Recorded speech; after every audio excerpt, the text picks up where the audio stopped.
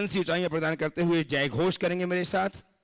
बोलिए आदिम तीर्थंकर आदिनाथ भगवान की, वर्तमान शासन नायक भगवान महावीर स्वामी की जय जय जय। जगत जय जगत श्रेष्ठ आचार्य भगवान विद्यासागर जी महाराज की, परम पूज्य प्रमाणिक संत महामना मुनिराज प्रमाण सागर जी महाराज की, तीर्थराज सम्मेद शिखर जी की, अहिंसामयी जैन धर्म की। भव्यजनों, आज हम पुनः विराजित हैं, हम सब इस दर्शन में, और वे सारे लोग टकटकी लगाए दूरदर्शन में, पारस चैनल, जिनवाई चैनल एवं प्रमाणिक ऐप के माध्यम से गुरुदेव की वाणी सुनने के लिए आतुर हैं। आप सबका, उन सबका मैं गुणायतन परिवार एवं सेवायतन परिवार की ओर से वंदन करता हूं, अभिनंदन करता हूं, और आप सबको जोड़ने जा रहा हूं जगत प्रसिद्ध महामना मुनिराज प्रमाण सागर जी महाराज, जो जगत विख्यात हैं गुणायतन प्रणेता, संघ का संवर्धन प्रवर्तक, भावना प्रवर्तक एवं संप्रेरक समय के रूप में, जिनकी वाणी को सुनकर के आप हम नहीं अपितु पूरा विश्व अपनी दैनंदिनी को परिवर्तित करके अपने जीवन को धन्य कर पा रहा है। आज ऐसे शिक्षण से जुड़ करके हम प्रत्यक्षतः अपनी शंकाएं प्रस्तुत करें। उसके पूर्व मैं चाहता हूं कि गुरुदेव का वरद हस्त हम पर आच्छादित हो आशीष के रूप में। अतः मेरे साथ उच्चारिए नमोस्तु महश्री, नमोस्तु महश्री, नमोस्तु महश्री। गुरुदेव का मानस चित्र गुणायतन कुछ ही माहौल लोकार्पित होने वाला है, और इसमें कारण बने आपका अर्जित धन। आज भी बहुत सारे लोगों ने गुणायतन संबद्ध होकर के अपने जीवन को धन्य किया है। मैं उनके नाम उच्चार कर रहा हूं, आप करतल ध्वनि से उनके इस पुण्यवर्धी क्रिया का अनुमोदन करिएगा। स्वर्णदान देकर के गुणायतन के लिए अपने जीवन को स्वर्णिम बनाया है शोभाकांक्षणी अनीता शशि कुमार पाटनी अमरावती ने। यदि उपस्थित हों तो अपने स्थान में खड़े होकर के आशीष प्राप्त करें। इसी तरह श्रीमती पुष्पाबाई जैन सागर, जिन्होंने लगभग 21 ग्राम सोना देकर के जीवन को स्वर्णिम बनाया है, उन्हें सादर आमंत्रित कर रहा हूं, वे आए, गुरुदेव चरणों का अभिवंदन करें, आशीर्वाद प्राप्त करें। उनका सम्मान करने के लिए आमंत्रित कर रहा हूं प्रति बहन शकुन दीदी को एवं प्रति बहन संध्या जी को, जो उपकार एजेंसी सागर से हैं, आए। श्रीमती पुष्पाबाई जैन सागर का सम्मान करेंगी। आइए, नहीं आई उनके लिए कर्तव्य ध्वनि करके उन तक अपनी अनुमोदना संप्रेषित करें। निर्माण में से संबद्ध हुए आज गुणायतन से श्रीमान कमल कुमार जी, राजीव कुमार जी छावड़ा, अमित कुमार जी, सौरभ कुमार जी छावड़ा परिवार झुमरी तलैया कोडरमा से शीघ्रता से आ जाएं। गुरुदेव चरणों के अभिवंदन करें, आशीर्वाद प्राप्त करें। उनका सम्मान करने के लिए आमंत्रित कर रहा हूं गुणायतन के CFO श्रीमान सुनील जैन को भी आए और सम्मान करके गुणायतन की महिमा को आइए। श्रीमान कमल कुमार जी, राजीव कुमार जी छावड़ा परिवार झुमरी तलैया कोडरमा, आ जाइए शीघ्र कीजिए, शीघ्र आइए। इसी क्रम में सूत्रधार के रूप में संबद्ध हुए हैं स्वर्गीय श्रीमान शांति स्वरूप जी की स्मृति एवं श्रीमती कमलेश जी की स्मृति में श्री अरविंद कुमार जी, श्रीमान सत्येंद्र कुमार जी निक्ता जी मास्टर दिव्यांश के साथ हाथरस उत्तर प्रदेश से ये पूरा परिवार गुरुदेव चरणों के अभिवंदन करने के लिए उपस्थित हो, मंच में आए। इनका सम्मान करने के लिए साधारण आमंत्रित हैं श्रीमान नरेंद्र जी, बीना जी झांझरी कोडरमा ट्रस्टी गुणायतन। श्रीमान नरेंद्र जी, बीना जी झांझरी ट्रस्टी गुणायतन कोडरमा से शीघ्रता से सम्मान करने के लिए सुरेश जी झांझरी ये भी आ जाए सम्मान करने के लिए, साथ में शीघ्रता कीजिएगा। इसी क्रम में मैं आमंत्रित कर रहा हूं श्रीमती इंद्र सिंघई, श्री सुनील चंद जी सिंघई हैदराबाद तेलंगाना, इन्होंने अपने आप को संबद्ध किया है। शुद्धधार के रूप में ये भी आए, गुरुदेव चरणों के अभिवंदन करें, आशीर्वाद प्राप्त करें। इनका सम्मान करने के आइए हाथरस वाले, हाथरस बोलिए ना। अरविंद श्रीमान शांति स्वरूप जी एवं श्रीमती कमलेश जी की स्मृति में श्रीमान अरविंद कुमार जी जैन, सत्येंद्र कुमार जी निक्ता जी जैन, मास्टर दिव्यांश खातरस, इन्होंने अपने आप को गुणायतन संबद्ध किया है। शुद्धधार के रूप में बहुत बहुत साधुवाद अर्पित करते हुए भावना भाते हैं कि एक दिन ऐसा आए जब ट्रस्टी बनकर के जीवन। श्रीमान सुरेश जी, श्रीमान झांझरी परिवार झांझरी जी, नरेंद्र जी झांझरी एवं सुरेश जी झांझरी, इनका सम्मान कर रहे हैं। श्रीमती बीना जी झांझरी कोडरमा ट्रस्टी गुणायतन, शीघ्र से आ जाए। श्रीमती इंद्र सिंघई, श्री सुनील जी सिंघई हैदराबाद तेलंगाना उपस्थित हैं। आपकी तालियां उन तक पहुंचे, हैदराबाद तक पहुंचाए तालियां उनके सत्कार की अनुमोदना के लिए। श्रीमान सुखानंद जी शास्त्री, ऋषभ जी जैन, श्रीमती सृष्टि जैन, भावना जैन दिल्ली, शीघ्र से आ जाए, गुरुदेव चरण की अवहेलना करें। सुखानंद जी शास्त्री, ऋषभ जी जैन, सृष्टि जैन, भावना जैन दिल्ली, आप ही हैं। सम्मान करने के लिए दिल्ली से आमंत्रित कर रहा हूं सुंदरनगर कॉलोनी से नरेंद्र कुमार जी सीमा जी जैन को ट्रस्टी बनाया था। आइए, आप आइए। नरेंद्र जी सीमा जी जैन, सुंदरनगर दिल्ली, जिन्होंने ट्रस्टी बनाने की इनको सुधार के रूप में जोड़ करके अपनी एक अहम भूमिका की है। आइए श्रीमान। हैदराबाद से आ गए, सिंह जी हैदराबाद से पहुंचे। सम्मान करने के लिए आमंत्रित हैं श्रीमान पीयूष जी जैन, ट्रस्टी गुणायतन, लप्पू भैया सतना से। आइए श्रीमान पीयूष जी आ जाए सम्मान करने के लिए। श्रीमान इंद्र सिंह जी, पीयूष जी, नम्रता जी जैन, नम्रता जी भी आए साथ में सम्मान करने के। आइए श्रीमती इंद्र सिंह, सुनील चंद्र जी सिंह, हैदराबाद तेलंगाना, कहाँ है? हाँ, सम्मान करने के लिए आइए। तो आपकी तालियां लगातार बजती रहे। हाँ, मैं पीछे दिखता नहीं, आगे बैठना पड़ता। सही बात कह रहे हैं आप, दिखता नहीं। हाँ, श्रीमान अशोक कुमार जी, श्रीमती रीता जी जैन, आशीष जी, श्वेता जी जैन, स्वर्गीय सुखबीर जी सिंह जी दिल्ली, इन्होंने अपने आप के सूत्र संजोए हैं गुणांतन संबद्ध होकर के सूत्रधार के रूप में साधारण आमंत्रित हैं। आइएगा और सम्मान करने के लिए गुणांतन के समय संरक्षक श्रीमान आशीष जैन मोलू सतना, सम्मान करने के लिए आ जाए। आपकी तालियां लगातार बजती, आपकी तालियां लगातार बजती ही रहनी चाहिए। ये ऐसे व्यक्तित्व हैं जिनके कारण गुणायतन कुछ ही माहों में लोकार्पित होने वाला है।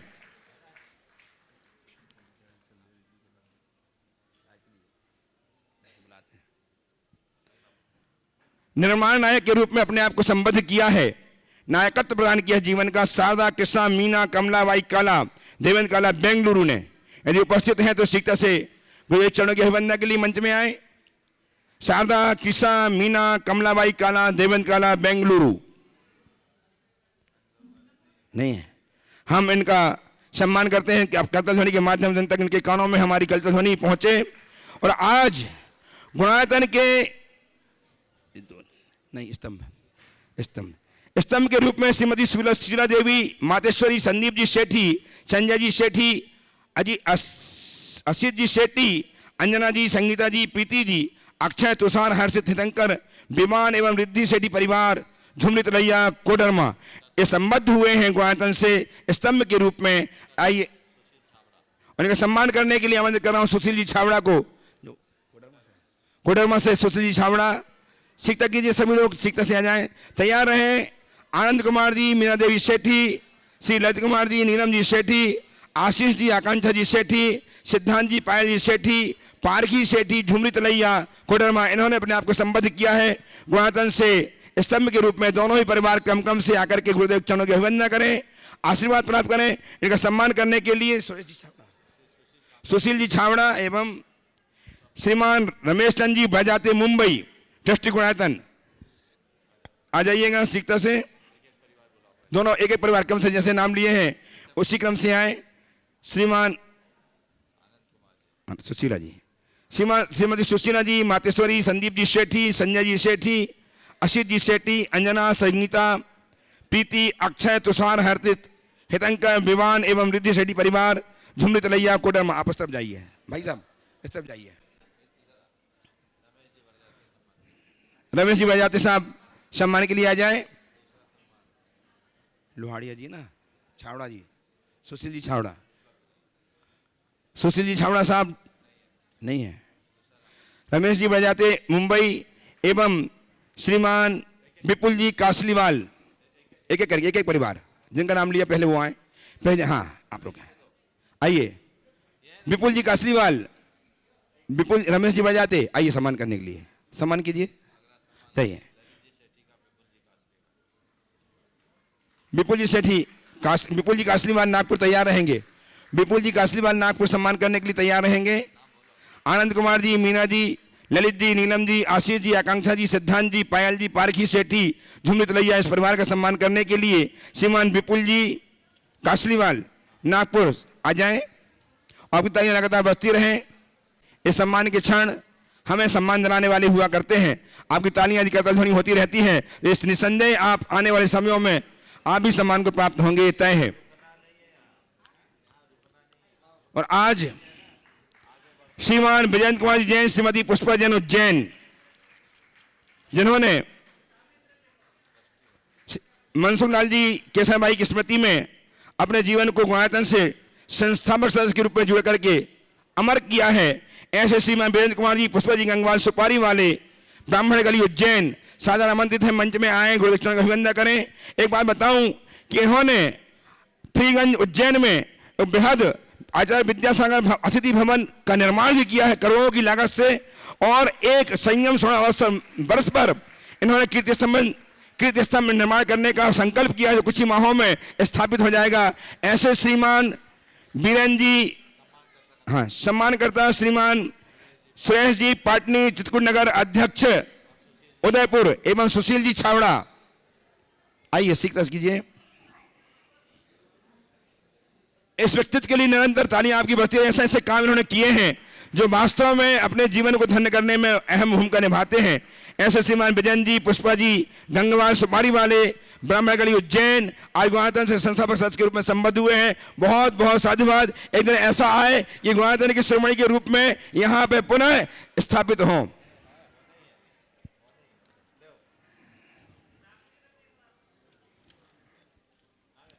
और अब मैं पहले प्रश्न के लिए आमंत्रित कर रहा हूं श्रीमान विजयेंद्र कुमार जी जैन, पुष्पा जी जैन गंगवाल सुपारी वाले। ये पहला प्रश्न भी यही करेंगे आज मंच से ही, और दूसरा प्रश्न करेंगे सुरेश जी पाटनी चित्रकूट नगर उदयपुर, दिगंबर जैन समाज चित्रकूट नगर उज्जैन उदयपुर के अध्यक्ष, यशस्वी अध्यक्ष श्रीमान सुरेश जी पाटनी। तैयार है? मंच में आइए, प्रश्न कीजिए, आइए, आ जाओ, माइक दो, प्रश्न करो। बोले आचार्य विद्यासागर जी महाराज की जय, गुरुवर प्रमाण सागर जी महाराज की जय। गुरुवर से यही विद्या है, यह गुरुवर मेरा जो हम लोग जो कहते हैं हमारी समाधि मरण हो, हम चाहते हैं, करते भी हैं, लेकिन हम परिवार में जो जुड़े रहते हैं, परिवार के साथ में रहते हैं, तो हमारे कहीं कमियां हो जाती है। हम उसको समझ नहीं पाते हैं कि हमारा समाधि मरण की हम किस प्रकार से उसको। बहुत अच्छी भावना व्यक्त की है। मैं एक ही बात कहता हूँ, समाधि मरण चाहते हो तो गृहस्थी की जिम्मेदारी के बाद घर छोड़ दो। घर वाले तुम्हारी समाधि करने ही नहीं देंगे, उनको डॉक्टर शरण दिखता है, भगवान नहीं, गुरु नहीं। घर में समाधि हो ही नहीं सकती। इसलिए सभी से मैं कहना चाहता हूँ, अपने जीवन की व्यवस्थाओं को ऐसे व्यवस्थित बना लो कि जब अपना शरीर सक्षम हो, सबल हो, तभी घर से निर्वृत्ति जैसी हो जाए और स्वाधीन होकर हम दुनिया में कभी मरे नहीं, देह परिवर्तन का सौभाग्य प्राप्त करें। समझ गए? तो इसलिए अब तैयारी करनी चाहिए, वानप्रस्थी जीवन होना चाहिए, तभी रास्ता प्रशस्त हो। नमस्ते सुरेश, श्रीमान सुरेश जी पाटनी, सुरेश पाटनी, हेलो, प्रस्तुत करें। अगला तैयार हैं सौभव ज्योति पाटनी कोपरगांव। 108 श्री प्रमाण सागर जी महामुनिराज के चरणों में बारंबार नमोस्तु नमोस्तु नमोस्तु। महाराज जी, सच्चे देव शास्त्र गुरु की आराधना किस प्रकार करें कि सम्यक दर्शन के मार्ग पर हम अग्रसर होकर हमें सम्यक दर्शन की प्राप्ति हो सके? कृपया इस शंका का समाधान। देखिए, सच्चे देव शास्त्र गुरु की आराधना किस प्रकार से करें कि सम्यक दर्शन के मार्ग में अग्रसर हो सके? सच्चे देव शास्त्र गुरु के स्वरूप को समझ लो और सम्यक की भावना के साथ उनकी शरण ग्रहण करो, तो आपके हृदय में सम्यक का बीजाकुर जरूर होगा। केवल हम देव शास्त्र गुरु के सानिध्य में रहें, इससे सम्यक दर्शन हो, ये कोई ज़रूरी नहीं। उनके स्वरूप को जानकर अपने प्रयोजन को पूर्ण करने के लक्ष्य के साथ जब हम उनके प्रति समर्पित होते हैं, तब कहीं जाकर वे सम्यक के कारण बनते हैं। नमोस्तु महाराज जी, नमोस्तु। आइए शुभाकांक्षणी ज्योति जी पाटनी कोपरगांव महाराष्ट्र। तैयार है आरती पंकज वजात्या नासिक। नमोस्तु महाराज जी, नमोस्तु नमस्तु। मेरे और मेरे परिवार की मार्गदर्शिका विजय लक्ष्मी दीदी के चरणों में वंदना वंदना वंदना। महाराज जी, किसी एक व्यक्ति की हरदम उपेक्षा ही होती रहती है, तो उसके ऐसे कौन से कर्म का उदय होता है और वो कर्म काटने का उपाय क्या है? देखिए, किसी की अगर उपेक्षा ही होते रहते तो उसे ये सोचना चाहिए कि मैंने लोगों के अच्छे कर्मों की आलोचना की, मैंने लोगों की अतीत में खूब उपेक्षा की, उसका आज खामियाजा मैं भुगत रहा हूँ।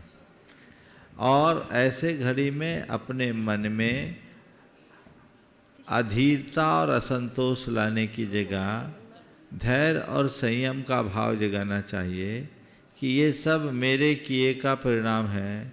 जब अच्छा करने के बाद भी उपेक्षा हो रही है तो बुरा करने पर तो पता नहीं जिंदा भी रह पाऊंगा या नहीं, इसलिए मुझे और अच्छा करना है। और कर्म को काटने का एक ही उपाय है, अच्छे कार्य की यथासंभव अनुमोदना कर। नमस्ते महाराज जी। उपस्थित हों आरती पंकज जी बजात्या नासिक से। तैयार हैं श्रीमान उचित जैन पथरिया। नमोस्तु महाराज जी, नमोस्तु महाराज जी, नमोस्तु महाराज जी। महाराज जी, प्रायश्चित्त में ऐसी कौन सी ताकत है जिससे अपने कर्म की निर्जरा शीघ्र ही होने लगती है? प्रायश्चित कोई साधारण कर्म नहीं, प्रायश्चित को अंतरंग तप कहा है। और ये अहंकार के विसर्जन और श्रद्धा और समर्पण से घटित होता है। प्रायश्चित का मतलब है रिपेंटेंस। पनिशमेंट और प्रायश्चित दोनों एक नहीं है। प्राय लोग दंड को ही प्रायश्चित मान लेते हैं। दंड दिया जाता है, प्रायश्चित लिया जाता है। और जब किसी को दंड दिया जाता है तो दंड का भागी दंडदाता के प्रति कृतज्ञ होने की जगह क्षोभ रखता है, और जिन्हें प्रायश्चित मिलता है या जो प्रायश्चित लेता है वो प्रायश्चित दाता के प्रति कृतज्ञ बनता है। दोनों में बहुत अंतर है। प्रायश्चित कितना बड़ा तप है, इसका एक अनुभव मैं अपने जीवन के संदर्भ में बताना चाहूँगा। हम लोगों की जब नई नई मुनि दीक्षा हुई, गुरुदेव ने हम सबको एक सामूहिक नियम दिया। जब नियम दिया तब मैंने कहा, गुरुदेव आपकी आज्ञा है, मैं इसका पालन करने की कोशिश करूंगा, पर मुझे ये नियम थोड़ी अशुभताप्रद है। आचार्य जी ने कहा ठीक है, देख लेना। मैंने कहा था आपने कहा है तो मैं इसे खाली नहीं छोड़ूंगा, करूंगा। पर हकीकत में ये था कि वो नियम किसी का नहीं पला, एक का भी नियम नहीं पला। थोड़े दिन में सब वो नियम थोड़ा ऐसे था, एक साधना थी। और साधना क्या थी? किसी को देखना नहीं, आँखें नीचे। तो वो ठीक है, अब वो नहीं हो पाया। बाद में हमने सबको इकट्ठा किया जब समय पूरा हुआ कि देखो ईमानदारी से हम लोगों ने गड़बड़ किया है, अब गुरुदेव के समक्ष चलकर इसका प्रायश्चित लेना चाहिए। मैंने ही अपने सारे साथियों को तैयार किया, सब लोग गए, निवेदन किया, गुरु जी ने सबको आशीर्वाद दिया और प्रायश्चित दे दिया। मेरे को कोई प्रायश्चित नहीं है। बड़ा ये लगा मुझे, गुरुदेव प्रायश्चित, अभी तुम्हारे लिए प्रायश्चित नहीं। हमने सोचा शायद टटोल रहे होंगे। थोड़ी देर बैठा रहा, वो अपनी पुस्तक में मुंडी गड़ाए सो गड़ाए, फिर देखने का सवाल ही नहीं। ठीक है, मैं उठ के चला गया। दूसरे दिन फिर गया प्रायश्चित, वो मेरी तरफ देखे नहीं। 15 मिनट बैठा रहा, नजर ही नहीं उठाई। तीसरे दिन गया तो थोड़ा सा रोष प्रकट करते हुए, क्यों बार बार आते हो, कह दिया ना तुम्हारे लिए कोई प्रायश्चित नहीं है। ये शब्द मुझे हिला दिया। मेरा किसी काम में मन नहीं लगा। मन में एक अपराध बोध भर गया कि मैं इतना नीच बन गया कि गुरु के प्रायश्चित के भी अयोग्य हो गया। सच बोलूं तो 3 दिन तक मेरी सामायिक में भी कोई स्थिरता नहीं रही, मन नहीं लगा। बड़ा उद्वेग जैसा, अपने प्रति अपराध बोध, मेरे अंदर के भावों को मेरे चेहरे पर स्पष्ट देखा जा सकता था। सब मुझसे कहते भी थे, मैं क्या कहूँ किसी से। तीसरे दिन जब इरियापत शुद्धि के टाइम में गया तो उस समय जब वहाँ से निकलने लगा, इशारा करके रोका और इशारा कहा 2 उपवास कर लेना।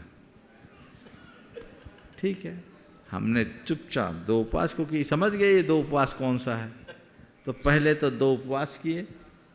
उसके बाद गुरुदेव से निवेदन किया कि गुरुदेव आपने उस दिन प्रायश्चित नहीं दिया, बाद में मुझे प्रायश्चित दिया, आखिर ऐसा मुझसे कौन सा अपराध हो गया। उन्होंने कहा मैं ये देखना चाहता था कि प्रायश्चित नहीं देने का क्या असर होता है। समझ में आ गई बात। मैं ये देखना चाहता था कि प्रायश्चित नहीं देने का क्या असर होता है। मैं अपने आप को बड़ा भागी समझा कि चलो कम से कम इस कसौटी पर मुझे ही कसा गया और मैं पास हुआ। बहुत बढ़िया। और ये बात समझने की, प्रायश्चित को कोई फॉर्मेलिटी मत समझना कि हमने प्रायश्चित ले लिया। प्रायश्चित हृदय की वेदना से प्रकट होता है। पाप के छेदन का नाम प्रायश्चित है। पापम छिंदति इति प्रायश्चित। और प्रायः का अर्थ होता अपराध और छेद का अर्थ होता शुद्धि, चित्त का अर्थ होता शुद्धि, जिससे अपराधों की शुद्धि हो उसका नाम प्रायश्चित। तो मन शुद्धि के अभाव में प्रायश्चित नहीं होता। जब तक तुम्हें तुम्हारे द्वारा किए गए कृत्यों के प्रति अपराध बोध ना हो तब तक प्रायश्चित हो ही नहीं सकता। इसलिए प्रायश्चित को व्यापकता से समझना चाहिए। आइए श्रीमान उचित जी पथरिया से, और तैयार हैं श्रीमान विपुल जी कासलीवाल नागपुर से। मुनि श्री के चरणों में कोटि बार नमोस्तु नमोस्तु नमोस्तु। मुनि श्री, मेरी शंका यह है कि जानने और मानने में क्या अंतर है? जान के माने या मान के जाने, इन दोनों में श्रेष्ठ क्या है? जानने और मानने में क्या अंतर है? हम ये मानते हैं कि अग्नि छूने से हाथ जलता है, मानते हैं कि नहीं मानते? पर जानेंगे कब? जब छू के देखें। अग्नि जलाती है, मानना है, और अग्नि के हाथ में आने पर जलन का अनुभव करना जानना है। आजकल के लोगों के जानने की बात बताऊं कैसी है। हाथों पे अंगार लिए ये मैं पूछता रहा, दुष्यंत कुमार की पंक्तियां हैं। हाथों पे अंगार लिए मैं ये पूछता रहा, कोई मुझे इन अंगारों की तासीर बता दे। आजकल के लोगों का ज्ञान कुछ ऐसा ही है, समझ गए? तो ज्ञान अनुभव से जुड़ता है और मानना केवल अवधारणा से जुड़ता है। कोई जरूरी नहीं कि हमारी जो अवधारणा वो हमारे अनुभव से भी घटे, लेकिन जो ज्ञान होता वो अनुभव का होता। अगर सच्चा ज्ञान अंदर से प्रकट हो गया तो फिर कुछ कहने की जरूरत नहीं होती। मान्यता सूचनाओं पर भी निर्भर कर सकती है, करती है, लेकिन ज्ञान केवल अनुभूति का अनुसरण करता है। उपस्थित हों श्रीमान विपुल जी कासलीवाल, और तत्पर रहे व्रती बहन विदुषी बहन भैया लक्ष्मी जी नेमावर। महाराज जी नमोस्तु नमोस्तु नमोस्तु। मैं शैलेंद्र कुमार धारानगर से, ये प्रश्न मेरा नहीं विपुल का है। महाराज जी मेरी माँ का, तो विपुल को दो ना पूछ रहे हैं। मेरे भाई का ऐसा, मतलब मेरी माँ का ऐसा क्या पुण्य जागृत हुआ कि उन्होंने हम सबों को, पूरे परिवार को प्रेरित किया तीसरा समेत शिखर की वंदना के लिए, और हम सब लोग यहाँ उपस्थित हुए हैं। महाराज जी मार्गदर्शन दें। तेरी माँ का क्या पुण्य जगह ये नहीं मालूम, पर तुम लोगों को पुण्य कमाने का मौका जरूर मिल गया है, और जिसका भाग जगता वही आता है। और ऐसा ही भाव सबका जगना चाहिए। ये शिखर जी की विशेषता। अन्य स्थानों में तो 1-2 आदमी आते हैं, शिखर जी में पूरा कुनबा आता है, ग्रुप का ग्रुप आता है। और यही एक ऐसा तीर्थ है। कल एक युवक मुझसे कक्षा में बोल रहा था, महाराज आखिर ऐसा क्या है कि शिखर जी जब आते दोबारा आने का मन होता है। हमने कहा यही तो शाश्वत तीर्थ की सबसे बड़ी महत्ता है, और ऐसी भावना बना के रखें। आशीर्वाद दीजिए महाराज जी। उपस्थित हों व्रती विदुषी बहन वे लक्ष्मी जी नेमावर से, और तैयार रहें आस्था जैन फिरोजाबाद से। रजत मंदिर में विराजमान देवाधिदेव त्रय तीर्थंकरों की जय हो, जय हो, जय हो। और अद्भुत आश्चर्यकारी, अभी तक तो जब भी पढ़ा सुना एक तीर्थंकर के समय में कई गणधर होते थे, लेकिन यहाँ 3 तीर्थंकरों के एक गणधर के रूप में विराजमान पूज्य श्री प्रमाण सागर जी महाराज की जय हो, जय हो, जय हो। महाराज श्री, कभी हमारी संस्कृति में मंगल विवाह होते थे, शुभ जन्मदिन होते थे, और वे अपने ही घर के आंगन में, प्रांगण में, या अपने शहर गांव की धर्मशाला आदि में हो जाते थे। लेकिन आजकल मंगल विवाह, शुभ जन्मदिन आदि के स्थान पर डेस्टिंग वेडिंग, डेस्टिंग बर्थडे, ये सब चल रहा है, और इसका केंद्र बनता जा रहा है दुबई, कतर जैसे ऐसे देश जो बिल्कुल विपरीत संस्कृति के हैं। यह कहाँ तक उचित है? और जैनी भाई बहन भी इसमें शामिल हैं, चूँकि धन अच्छा पुण्य से कमा रहे हैं, तो ज़्यादातर आजकल इस तरह के जो इवेंट्स हो रहे हैं, जो घटनाएं हो रही हैं, जो आयोजन हो रहे हैं, वो ऐसे देशों में जाकर हो रहे हैं। यह कहाँ तक उचित है हमारी संस्कृति के लिए, और ऐसा करने वालों का क्या कल्याण होगा? देश का धन भी इस तरह से विदेशों में, ऐसे देशों में प्रवाहित होता है जो विधर्मी संस्कृति के हैं। इस पर आप प्रकाश डालें और कृपया समाधान प्रदान करें। पूरे समाज के सत्यानाश का कारण है, लोग इसे समझ नहीं पा रहे। आज केवल दिखावे के नाम पर लोग अंधानुकरण कर रहे हैं। विवाह का कार्यक्रम एक मंगल कार्य है। पानी ग्रहण संस्कार का हमारे शास्त्रों में बहुत महत्व दिया, और स्पष्ट लिखा है कि क्वचित पुण्याश्रम प्रदेश सिद्ध प्रतिमा साक्षी के, किसी पुण्य स्थल पर ही विवाह होना चाहिए, फेरे होना चाहिए। सिद्ध प्रतिमा की साक्षी में, अगर सिद्ध प्रतिमा नहीं है तो यंत्र इसीलिए रखा जाता है जो उसका एक प्रकार से विकल्प है। सिद्ध प्रतिमा साक्षी का अर्थ यही है कि पवित्र जिनालय आदि स्थलों में विवाह आदि के कार्यक्रम होने चाहिए, ताकि मांगलिक संस्कार अच्छे से बन सके। आजकल ये चलन बन गया, हर व्यक्ति अपनी हैसियत से ज़्यादा बड़ा खर्च करने लगा है। पहले गांव शहरों में जो धर्मशालाएं होती थी उनको तो अब कोई पूछता ही नहीं, अब तो सब बाहर जा कर के ही ये संबंध करने की कोशिश में रहता है। छोटे छोटे गांव का गरीब से गरीब आदमी हो तो कोई शादी घर खोज लेता है। और ये जो कुपरंपराएं चल पड़ी है ये बहुत बुरी है। ये सब पाश्चात्य संस्कृति का अंधानुकरण है, इसके परिणाम बिगड़ने वाले हैं। पहले लोग विवाह में खर्च करते थे तो वो सारा खर्च वर वधू के लिए होता था, कुछ देते थे और वह धन आपत्ति विपत्ति में काम आता था। अब सारा खर्च विवाह का जो बजट होता है उसका बहुभाग केवल वेन्यू और कैटरिंग में जाता है, जिसका कोई अर्थ नहीं। और 8-8, 10-10 हज़ार रुपये की प्लेट तक लोग खर्च कर देते हैं केवल प्लेट उठाने का। एक सज्जन ने मुझसे बताया, मैं एक महानगर में था, बोले महाराज जी हम लोग बहुत गलत कर रहे हैं। शादी विवाह के टाइम में वहाँ के एक बड़े कैटरर्स के बोले कि वो अरबपति हो गया।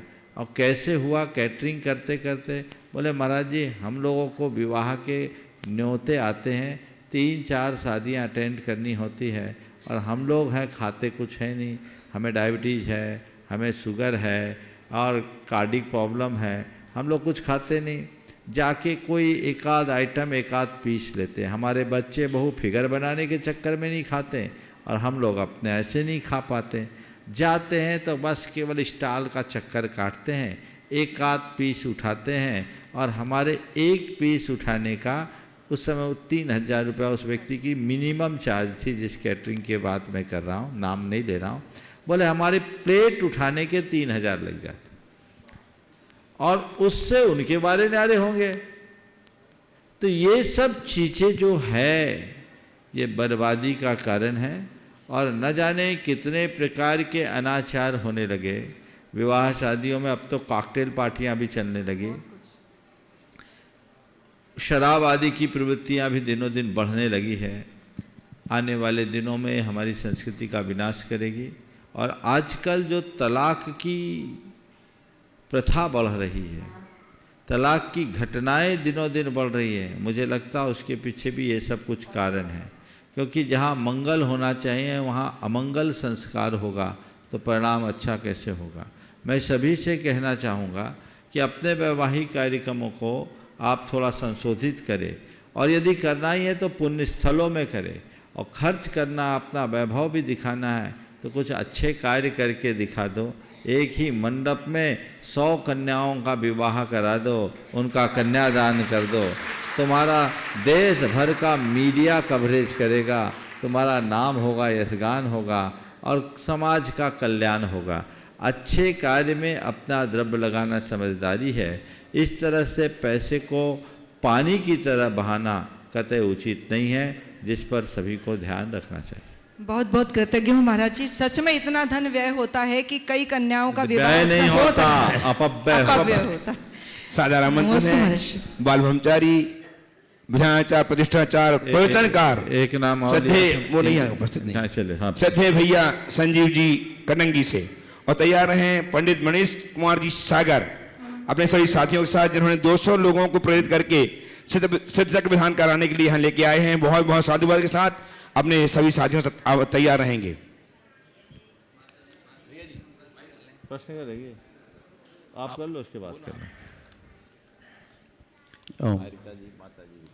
महाराज श्री चरणों में बारंबार नमोस्तु करता हूँ। पिछले दिनों में आचार्य महाराज के आशीर्वाद से जेल में एक सिद्ध चक्र महामंडल विधान हुआ। वहाँ 2000 बंदी अंतिम दिन एक साथ विश्व शांति महायज्ञ में बैठे। किस जाति के थे हमें नहीं मालूम, लेकिन उन्हें खूब श्रद्धा भक्ति के साथ में मंत्र की आहुतियाँ दी। महाराज जी, आचार्य जी को वो सभी बंदीगण भगवान मानते हैं। आहुतियाँ हमने करवाई। हमारे मन में एक प्रश्न तो आया, नहीं मालूम कौन से संप्रदाय के कौन होंगे, लेकिन उन्होंने ऐसा कार्य किया तो मेरे को कोई दोष तो नहीं लगा होगा। महाराज जी जब वो हवन कर रहे थे तो आंखों से उनके आंसू बह रहे थे। महाराज जी वो एक ऐसा जेल है, 2-3 लोग मेरे को ये मिले, बहुत दिन से महाराज जी नहीं आए, महाराज जी कब आएंगे। एक जैन बंदी भी था, वो ये बोलने लगा, भैया जी आप शिखर जी जा रहे हो, मुनि प्रमाण सागर महाराज जी से कह देना एक बार हमारे जेल में प्रवचन करने के लिए वो पधारें। तो महाराज जी उसकी ओर से भी निवेदन कर रहा हूँ, और ऐसा करने में हमारा कार्य उचित था कि अनुचित था। देखिए, हमारे परम पूज्य गुरुदेव की संवेदनशील मानसिकता का उत्कृष्ट उदाहरण है। उनका मनोभाव समाज के सर्वतोमुखी विकास और कल्याण के लिए तत्पर रहता है। हथकरघा जैसे उपक्रम को उन्होंने इसीलिए बढ़ाया, और उसमें भी जेल में, तिहाड़ जेल तक में बंदियों को हथकरघा सिखाया जाता है। और उनका जो हृदय परिवर्तन हुआ है उसे शब्दों में नहीं कहा जा सकता। कई बंदियों ने जेल से जो पत्र भेजे हैं गुरुदेव के नाम, उसे कई बार मंचों से सामूहिक रूप से पढ़कर सुनाया भी गया है। सुन करके हर व्यक्ति का हृदय अभिभूत हुए बिना नहीं रहता। ये बहुत बड़ा उपक्रम है। सागर के जेल में भी, जो एक सेंट्रल जेल है, पिछले 10 साल तो हो गए होंगे लगभग, ब्रह्मचारिणी रेखा बहन के नेतृत्व में एक कार्य चल रहा है, और जो बंदी है उनके जीवन में बहुत बड़ा परिवर्तन आ रहा है। सबसे बड़ी बात, उनके हृदय में अपराध बोध जग रहा है, और कई बंदी ऐसे हैं जो सजा मुक्त होकर एक अच्छी जिंदगी भी जी रहे हैं। मैं समझता हूँ समाज सुधार का इससे बड़ा उपक्रम कुछ नहीं हो सकता। और इस बात की सराहना मध्य प्रदेश शासन ने और प्रशासन ने भी अनेक बार की है, और खुद गुरुदेव के चरणों में अपनी ओर से कृतज्ञता व्यक्त की। और देश के अन्य राज्यों में भी ये उपक्रम चल रहा है। सिद्ध चक्र विधान जहाँ तक मुझे पता है केवल सागर में ही होता है, लेकिन ये विधान भी जो हो रहा है वो बंदियों के प्रबल पुण्य से हो रहा है। जब श्रीपाल और अंजना की कथा हम पढ़ते हैं और उस समय अंजना ने मैना सुंदरी की कथा पढ़ते हैं, मैना सुंदरी ने जो विधान किया, अपने श्रीपाल के ऊपर गंधोदक डाला, तो 500 कोढ़ी और थे, वे सब जैनी थे, ऐसा कुछ नहीं कहा जा सकता। वो कोई भी होंगे और सबके जीवन में चमत्कार हुआ। भगवान का नाम कोई भी ले सकता है भूमिका के अनुसार। जो हमारी संहिता है, वो संहिता में जो आप लोग व्यवस्था बनाते हैं, संहिता के तहत ही बनाते हैं, अभिषेक आदि की जो सीमा है। लेकिन ऐसे लोगों को जब हम मुख्य धारा से जोड़ने के लिए इस तरह का उपक्रम करते हैं तो वो बहुत ही प्रभावशाली होता है और उनका जीवन बदले। गुरुदेव कहते हैं कि किसी अपराधी को सजा देना हमारा लक्ष्य नहीं होना चाहिए, उसको सुधारना हमारा उद्देश्य होना चाहिए। सजा दे के हम क्या पाएंगे? हमें सुधारना है। ये सजा दंड विधान यथार्थ सुधार के लिए है, जिस पर गुरुदेव ने अपना ध्यान दिया और ये काम हो रहा है। जेल के अधिकारियों से आपने बात की होगी, बंदियों से भी बात की होगी, निश्चित आपको ये अनुभव मिला होगा। और यदि ऐसा कोई एक आध अनुभव हो तो मैं चाहूँगा अपने ही शब्दों में लोगों तक बताएं, जो बंदियों का अनुभव हो और अधिकारियों का भी अनुभव बता सकते हैं। है भी बाद में, चलिए बोलिए। उपस्थित हो श्रीमान मनीष कुमार जी सागर अपने सभी साथियों के साथ। माता जी बोली। अच्छा, मेरे माता जी विराजमान है, अपना प्रश्न प्रस्तुत कर रही हैं। हम निवेदन कर रहे हैं माता जी से। महाराज जी भविजवानो, एक प्रश्न आहे की प्रथमाने कर्णाने चरणाने दरव्याने एकाच्या अपेक्षाने सम्यक दर्शन 6 आहेत, ते कोणकोणचे आहेत? जैसा बोला है, मराठी टच है। कोणकोणचे आहेत? सम्यक दर्शन के लिए प्रथमानियोग, कर्णानियोग, चरणानियोग और द्रव्यानियोग की अपेक्षा से हम सम्यक दर्शन के लक्षण कौन कौन से बनाएंगे? हाँ, कौन कौन से बनाए? देखो, पुराण पुरुषों के चरित्र को पढ़कर देव शास्त्र और गुरु के प्रति श्रद्धान्वित होना, ये प्रथमान योग का लक्षण है।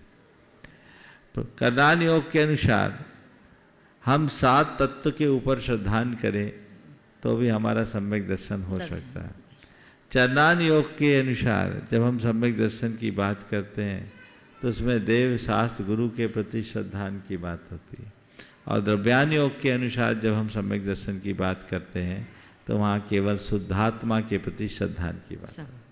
चलो तैयार हैं श्रीमान रेती सेठी मंदिर दिगंबर जैन समाज कोडरमा झुमी तिलैया और श्रीमान लोकेश जी जैन पाटोदी संयोजक महावंदना कोडरमा झुमी तिलैया तैयार रहेंगे अपने साथियों के साथ। और भाई हाँ, मनीष जी प्रश्न करेंगे। नमोस्तु स्वामी जी, नमोस्तु मुनिश्री के चरणों में बारंबार नमोस्तु नमोस्तु नमोस्तु। हे मुनिश्री, अभी हम सभी आपके सानिध्य सन्निधि में सिद्धों की आराधना कर रहे हैं। भगवान, हम सभी के साथ जो भी व्यक्ति हैं, हमारा समूह है, इसकी सबसे खास बात यह है, इसमें 40 के करीब व्रती लोग हैं। तो 40 के करीब व्रती हैं और हम सभी इसी प्रकार धर्माराधना और आत्माराधना में लगे रहें। हमें मार्गदर्शन दें कि हमारे समूह निरंतर इसी प्रकार के कार्य करता रहे और आगे बढ़ता रहे। नमोस्तु भगवान। बस जिस तरह से इकट्ठे होकर अभी आए हैं, और मैं समझता हूँ ब्रह्मचारी संजीव जी की प्रेरणा से ही आए होंगे। इसी तरह आगे लड़ते रहो और मन में भाव रहो। साल में एक बार किसी सिद्ध क्षेत्र में हम सिद्ध चक्र जरूर करें। नमोस्तु भगवान, नमोस्तु भगवान, नमोस्तु भगवान। ओ कोडरमा। आइए श्रीमान ललित जी सेठी मंदिर दिगंबर जैन समाज कोडरमा झुमी तिलैया और श्रीमान लोकेश जी जैन पाटोदी संयोजक महावंदना कोडरमा झुमी तिलैया तैयार रहेंगे। श्रीमान सुशील जी छावड़ा कोडरमा से ट्रस्टी गुणायतन। शांति से बैठते जाएं। बोलो। नमोस्तु गुरुवर, नमोस्तु गुरुवर, नमोस्तु गुरुवर। गुरुवर, आज हम लोग किसी शंका समाधान के लिए नहीं उपस्थित हुए हैं यहाँ। आज आपका आशीर्वाद लेने के लिए यहाँ उपस्थित हुए हैं। कोडरमा के पूरी समाज, कल हम लोग महावंदना के लिए, पर्वत की वंदना के लिए जा रहे हैं। और ये वंदना की व्यवस्था जो है, हमारे समाज के युवकों ने मिल करके इस वंदना की व्यवस्था की है, जिसमें 60 साल से ऊपर के लोगों को ये वंदना करवाने का बीड़ा उठाए हैं। इनमें बहुत से व्यक्ति ऐसे हैं जो चल भी नहीं पाते हैं, किन्हीं के घुटनों में दर्द है, किसी को कुछ तकलीफ है, किसी को कुछ तकलीफ है। 100 लोग ऐसे हैं जो डोली से वंदना करेंगे और उनकी सारी व्यवस्था जो है सो ये युवकगण सारे कर रहे हैं। तो आपसे मैं यह कहना चाहता हूँ कि गुरु का आशीर्वाद अगर मिल जाता है तो हर कार्य पूर्ण होता है, ये हम लोगों का पूरा विश्वास है। तो आप हम लोगों को ये आशीर्वाद दें कि इन सब की मनोकामना पूरी हो और सबकी वंदना बहुत अच्छी तरीके से हो। देखो, और 2 लाइन और मैं आपके चरणों में समर्पित करना चाहता हूँ। गुरुदेव, आपके कृपा से हम लोगों को सब कुछ प्राप्त होता है, जो भी इच्छा करते हैं वो प्राप्त होता है, लेकिन आज आपसे कुछ और भी मांगना चाहते हैं, वो मैं अपनी 2 लाइन में आपको बोलता हूँ। तुमसे मांगना कुछ और नहीं चाहूं, पर ये मांगने से रोक नहीं पाऊं। तुमसे मांगना कुछ और नहीं चाहूं, पर ये मांगने से रोक नहीं पाऊं। दर्श मिलता रहे जीवन में, कोई देखे न तुझको हम में। गुरु ऐसे बसो मेरे मन में, कोई देखे न तुझको हम में। और गुरुवर, आपके चरण पुनः कोडरमा की धरती पर पड़े ऐसी भावना के साथ। नमोस्तु नमोस्तु नमोस्तु। देखिए, आज जो कोडरमा के युवकों ने पहल की है, ये बहुत ही सार्थक पहल है और ये प्रशंसनीय नहीं, अनुकरणीय पहल है। मुझे सुनकर के बहुत अच्छा लगा। शिखर जी की तलहटी में रहने वाले लोग प्रायः शिखर जी की वंदना कम करते हैं। साल में 25 बार शिखर जी आ जाए और चढ़े 1-2 बार तो बहुत है। दूर दराज के लोग जितनी वंदना करते हैं उतने इस पूरे इलाके में, पूरे झारखंड, बिहार और बंगाल के लोग नीचे से ही संतुष्ट ज़्यादा हो जाते, ऊपर कम वंदना के लिए जा पाते हैं। लेकिन ये जो पहल आज झुमरी तिलैया के युवकों ने की है, मुझे लगता है इससे और समाजों को भी प्रेरणा मिलेगी। बहुत उत्तम कार्य। सभी समाज के वरिष्ठ जनों के लिए आप लोगों ने ये लाभ दिया है। ये एक माहौल बनाने की दृष्टि से, साथ मिलने से, ऐसा नहीं कि कोई सक्षम नहीं हो, सब सक्षम है, लेकिन एक माहौल बना और सामूहिकता का माहौल, इससे समाज में सद्भाव भी बढ़ता है, परस्पर वात्सल्य स्नेह भी बढ़ता है।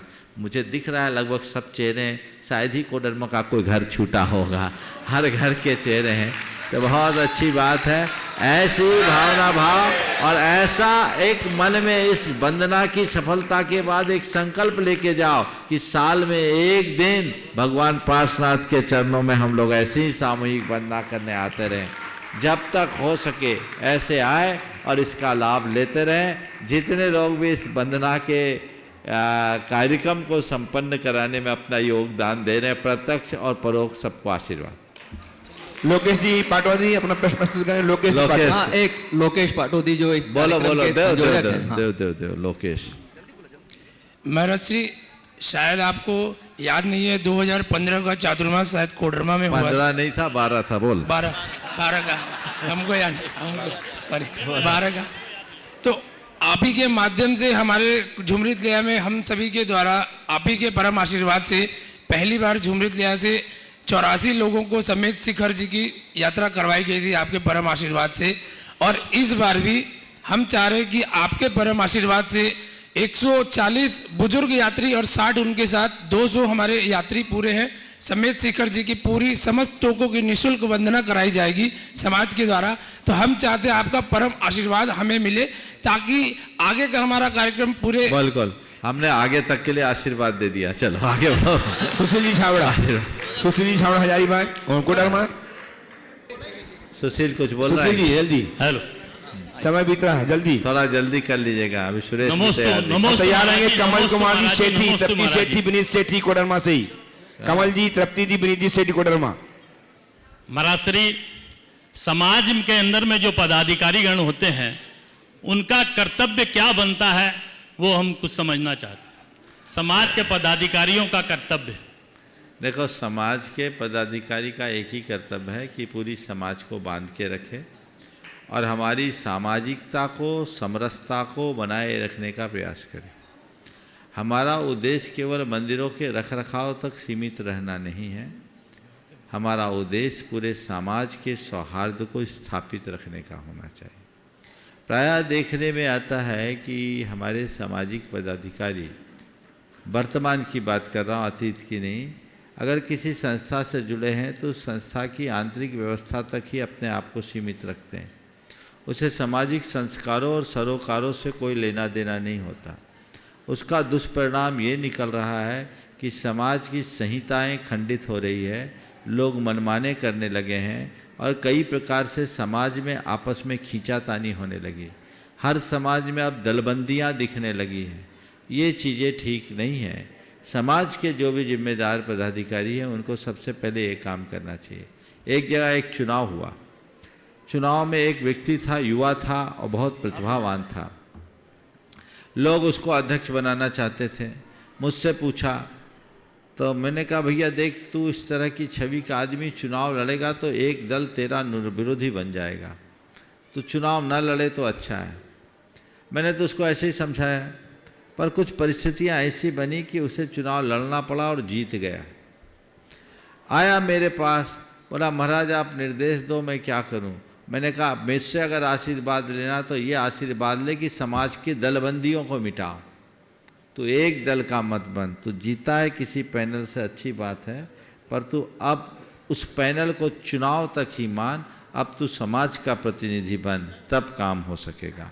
और उसने मेरी बात को फॉलो किया और उसने तुरंत 3 दिन बाद मीटिंग की और मीटिंग में अपना बहुत भावपूर्ण वक्तव्य दिया और सबको साथ लेकर के चल रहा है। आज समाज में बड़ा समरस वातावरण है, पर ऐसा बहुत कम देखने को मिलता है। प्राय लोग अलग अलग दलों से बन जाते हैं, समाज दलबंदी की शिकार बनती है और उससे उसका जो सौहार्द है वो खंडित होता है। ये किसी एक समाज की बात नहीं है, पूरे कुएं में भांग पड़ी है। हर जगह की कहानी यही है। 19-20 जब व्यक्ति अपनी व्यक्तिगत महत्वाकांक्षाओं को महत्व देने लगते हैं, उसकी पूर्ति में लग जाते हैं, तो समाज का व्यापक हित गौण हो जाता है। और जहाँ समाज का व्यापक हित गौण होता है वहाँ इस तरह की विसंगतियाँ आती हैं। तो हमें चाहिए कि हम अपनी समाज को इस विसंगति से बचा के रखें। ऐसे झारखंड की समाजों के लिए मैं एक बात कहूँगा कि झारखंड की समाज में हर जगह बड़ा सौहार्द है और उसमें झुमरी तिलैया तो अग्रणी स्थान रखता है। बस इस वातावरण को बना के रखे, खींचतान न हो पाए ये प्रयास करे तो बहुत अच्छा होगा। कमल कुमार जी, अब आप दूसरों महाराज जी नमोस्तु नमोस्तु नमोस्तु। कमल जी सेठी, कमल जी महाराज जी मेरे को विशेष ज़्यादा नहीं कुछ पूछना, मैं यही आपसे जानना चाहता हूँ कि अभी पुरस्कार न भावना चल रहा, उसमें रोज़ हम लोग दर्शन विशुद्धि भावना भाई का पढ़ते हैं, लेकिन मन में महाराज जी राग देश कसाय और अशुभ भावना निरंतर बनते रहती है। इसको रोकने का क्या उपाय हो, क्या माध्यम हो कि जो हम इसको सोचते हैं कि नहीं बोले और फिर बीच में मेरी थोड़े दिन समाधि भावना में अशुभ न सोचो, अशुभ न चाहो। हाँ, थोड़े दिन कुछ मत करो, पहले 90 दिन तक भावना योग करो, फिर मुझसे मिलो। 90 दिन तक भावना योग करो, अच्छा महाराज, उसके बाद मुझसे बात करो। ठीक है महाराज, नमस्ते। आगे कमल कुमार जी सेठी, तप्ती हो गया। दूसरे चलिए बस हो गया। आप उपस्थित हों श्रीमान पीयूष जी लप्पू अपनी धर्मपत्नी निकिता, हाँ निकिता जी के साथ सतना से ट्रस्टी गुणायतन, दो माइक दो इनको, हाँ बोलो। तैयार रहेंगे आशीष जी जैन मोलू, सेक्टर गुणायतन सतना। पूज्य गुरुदेव के चरणों में बारंबार नमोस्तु नमोस्तु नमोस्तु। हे गुरुदेव, बच्चे बड़े हो रहे हैं, हम उन्हें पढ़ाई के लिए बाहर भेजना चाहते हैं, पर हम ये निर्णय नहीं कर पाते कि किस क्लास में, किस उम्र में और किन संस्कारों के साथ हमें उन्हें बाहर भेजना चाहिए जिससे वे अपने संस्कार सुरक्षित रखें। देखिए, मेरा तो कहना है आजकल पूरे देश में शिक्षा का स्तर लगभग एक जैसा हो गया है। हर जगह स्मार्ट क्लासेस की सुविधाएं हैं। अब बाहर भेजना तो अब स्टेटस जैसा बन गया है, आवश्यकता नहीं। कोई ज़रूरी नहीं कि बच्चा बाहर जाएगा तभी पढ़ पाएगा, वो कहीं रह कर के भी पढ़ सकता है और आगे बढ़ सकता है। इसलिए बच्चों को बाहर भेजने की होड़ नहीं रखनी चाहिए। सबसे पहले ये देखना चाहिए कि हमें अपने बच्चे को भविष्य में अगर व्यवसाय में है तो व्यवसायिक पृष्ठभूमि को देखते हुए उसे उस तरह से बढ़ाना चाहिए, या नौकरी पेशा बनाना है तो उस तरीके से भेजना चाहिए। कम से कम 10वीं तक तो अपने घर में ही रखना चाहिए, उससे आगे भेजो तो भी देख के समझ कर भेजना चाहिए, तभी ठीक रहेगा। आशीष जी मोलू महाराज श्री तैयार नमोस्तु। हैं झलक जी काला, कोलकाता दारा नगर। महाराज श्री नमोस्तु नमोस्तु नमोस्तु। महाराज श्री बच्चों को मतलब इतना वीआईपीपन देखते हैं, फिर वो कैसे सरवाइव कर पाएंगे? इतना वीआईपीपन देखते हैं, हर चीज़ वीआईपी सब इजी मिल जाता है। हाँ, लग्जरी। देखो, एक व्यक्ति का बहुत अच्छा वाक्य मैंने पढ़ा था कि hard time makes strong man, strong man makes light time, और light time makes a weak man. अर्थात कठिन समय मजबूत इंसान को जन्म देता है, मजबूत इंसान कठिन समय को सरल बना लेता है, और सरल समय मजबूत इंसान को कमज़ोर बना देता है। तो ये चीज़ें हैं। आज के समय में सुविधाएं बहुत बढ़ी है, और सुविधाओं की वृद्धि हो जाने के कारण लोग बहुत तेज़ी से किसी भी काम में लग जाते हैं। तो हमें चाहिए कि हम बच्चों को प्रारंभ से कष्टों को सहने का अभ्यासी बनाएं। प्रायः माँ बाप ये सोचते हैं, अरे हम जो सुख नहीं भोग पाए बच्चा भोगे, हम तो तकलीफ़ में जिए, मेरे बच्चों को तकलीफ़ न हो। तो उससे बच्चे सुविधा भोगी बन जाते हैं, फिर उनका जीवन गड़बड़ा जाता है। तो उनको कष्ट सहने की शक्ति आए वो सिखाना चाहिए, उनको अनुभव लेने देना चाहिए। मेरे सज्जन संपर्क में एक सज्जन है, बड़े उद्यमी हैं, उनके घर हर लग्जरी गाड़ी है, चाहे ऑडी हो, चाहे BMW हो, चाहे जगुआर हो। लेकिन वो अपने बेटे को पैदल स्कूल छोड़ने के लिए बस तक जाते थे और नॉन AC बस से भेजते, नॉन AC स्कूल में पढ़ाते। एक बार उनके मित्र ने मुझसे बताया ये बात कि महाराज जी इनका ऐसा ऐसा, और मैंने जब इनसे पूछा तो इनने कहा कि देख भाई, मैं बहुत गरीब था और मेरे पिताजी ने मुझे सरकारी स्कूल में पढ़ाया। चार्टर्ड अकाउंटेंट थे वो ऐसे, और बड़ा उद्यमी, बड़ा ठाठ था। बोले मेरे पिताजी ने मुझे सरकारी स्कूल में पढ़ाया, मैं घर से फट्टी लेके जाता था, बोरियां। पहले तो ऐसे ही होता था, फर्नीचर भी स्कूल में नहीं। आज मेरे पास पैसे हैं, मेरे पास सब साधन है, और मैं साधन अपने बच्चों को मुहैया करा सकता हूँ। पर मैं सोचता हूँ मेरे पिता गरीब थे, मैं अमीर हुआ, कोई ज़रूरी नहीं कि कल मेरा बेटा भी अमीर ही बने। कोई ज़रूरी नहीं कि कल मेरा बेटा भी अमीर ही बना रहे। तो मेरे बेटे को कभी गरीबी में परमुखापेक्षी न बनना पड़े, इसलिए मैं चाहता हूँ बेटा अमीर होकर के भी गरीबी का एहसास करे। ये दृष्टिकोण होना चाहिए, और ऐसे लोग ही अपने बच्चे को परिपक्व बनाते हैं। बिना संघर्ष के जीवन का निर्माण नहीं होता, समझ गए? अगर किसी पेड़ को लगाया जाए और उसे हवा पानी से जूझने के लिए अवसर न दिया जाए तो पेड़ कभी भी उखड़ जाएगा। उसके लिए अवसर देना चाहिए, हवा पानी मिले तब वो पेड़ अच्छा बन सकता है, और नहीं तो पेड़ उखड़ जाते हैं। इसलिए आप देखे होंगे किसी बाग में जाओ तो उसको ऐसा नहीं होने देते, समझ? झलक जी दारा नगर, कोलकाता। बोलो। नमोस्तु महाराज जी, नमोस्तु नमोस्तु। मेरा यह प्रश्न है कि क्या हम जैन पुलिस ऑफिसर का करियर ले सकते हैं या नहीं? ले सकते हैं, कोई दिक्कत नहीं है, क्योंकि हम देश की कानून व्यवस्था को बनाए रखने का काम करते हैं। बहुत सारे IAS IPS ऑफिसर्स हैं जैन। पर उसमें हिंसा होती है। वो हिंसा करने के लिए नहीं है, हिंसा से समाज को बचाने के लिए है ना। बोलिए परम पूज्य आचार्य गुरुवर श्री विद्यासागर जी। जय जय जय परम पूज्य महामना मुरारी परमासागर जी महाराज की।